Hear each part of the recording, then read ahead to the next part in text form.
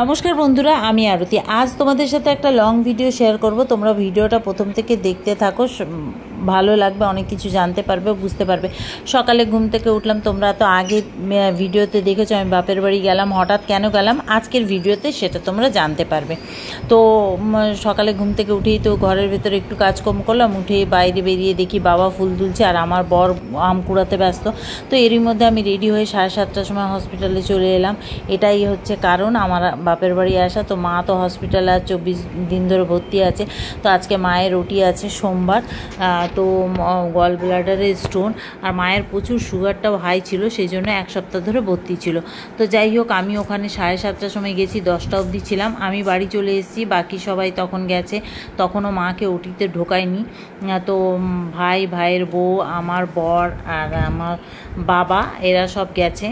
আর আমি বাড়িতে এসেছি। বাড়িতে এসেই তো দেখছি এত নোংরা চারিদিকে। একটু ঝুলগুলো মানে বাড়িতে এসেই আগে হসপিটাল থেকে মায়ের জামা কাপড় সব নিয়ে এসেছি, বাকি জিনিস সেগুলো এনে বাথরুমে সব সার্ফে ভিজিয়ে রেখে আমি গা হাত পা ধুয়ে নাইটি পরে ঘরে এলাম। ঘরে এসেই সব ঝুল ঝাড়লাম। বাপের বাড়ি এসে প্রতিটা মেয়ে চাই একটু আরাম করব, খাবো দাবো, থাকবো। আমার কিন্তু হয় না। আমি বাপের বাড়ি গেলেই আমাকে প্রচুর কাজ করতে হয়। কাজের লোক আছে 2টো, আর রুমিও যেহেতু চাকরি করে, ভাইয়ের বউ, আর মা বাবাও তো বয়স হয়েছে, শরীর অসুস্থ। তো মা তাও করে, অনেক কাজ করে, কাজের লোক থাকলে কি হয়েছে।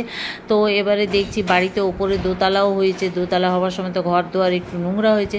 তো দেখছি চারিদিকে নোংরা ধুলো, যা আমি এগুলো একটু ঝুলটুল ঝাড়লাম।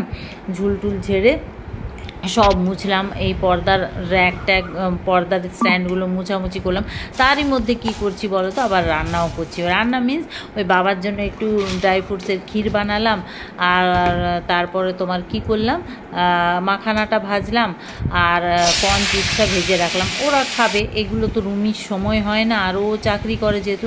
তো যাই হোক, তারপরে এগুলো করে মেয়েটাকে টিফিন দিলাম, ব্রেড বাটার। আর আমি এইসব করতে করতে আমার ঘর দোয়ার পরিষ্কার করতে করতে আমার এই দিকে এইসব জিনিসও বানানো হয়ে গেল। তারপরে আবার কি করলাম, কেচে চান করে চলে এলাম। এসে যখন রান্না বসাচ্ছি তখন বাজে প্রায় 1:10। তাড়াতাড়ি করে ডাল বসালাম, ভাত বসালাম, আর লাউ ডাঁটার একটা চচ্চড়ি বসালাম, আলু বেগুন সর্ষে বাটা দিয়ে। আর তারপরে রান্না করতে করতে দেখছি রান্নাঘরে জানলা দিয়ে খুব সুন্দর করলা পাতা। তো করলা পাতাও তুলে নিয়ে এলাম বড়া করবো বলে। আর এদিকে দেখছি 2টো বেজে গেছে, ওর খাবার টাইম হয়ে গেছে। মানার ভাইয়ের মেয়েটার, ও পুচকিটার জন্যই আমাকে চলে আসতে হলো। আর আর ঘরে যদি আমি না আসতাম তাহলে রান্নাটাই বা করবে কে বলো। ওরা তো হসপিটালে আছে, ওরাও চলে আসবে, খাবে। তো এবার ও আগের দিনের বিরিয়ানি আর মাটন ছিল, ও কি করলো, ওকে আমি গরম করে দিয়ে দিলাম, ওটা খেলো।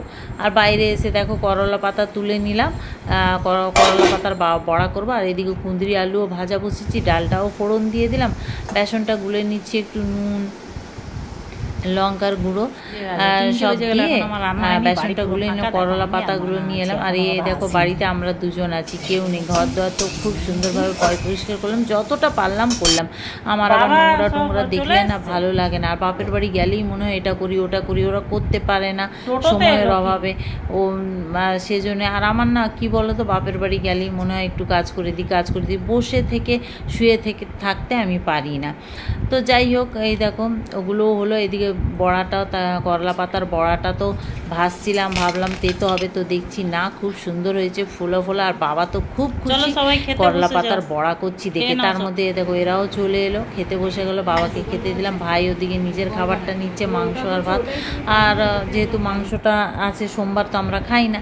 তো যাই হোক, আমরাও সবাই খেয়ে নিলাম আনন্দ করে। আর এদিকে রেডি হয়ে নিলাম। এই দেখো 5টা বাজে, আবার মায়ের কাছে গেলাম, মার সাথে দেখা করলাম আইসিইউতে।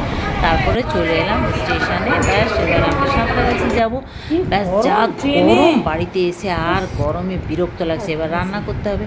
তো চলো টাটা বাই। তোমাদের ব্লগটা কেমন লাগলো অবশ্য কমেন্ট করো, ভালো লাগলে লাইক শেয়ার করো, পেজটাও ফলো করো। ভাইয়ের মেয়েটা বলছে পিসিমণি এত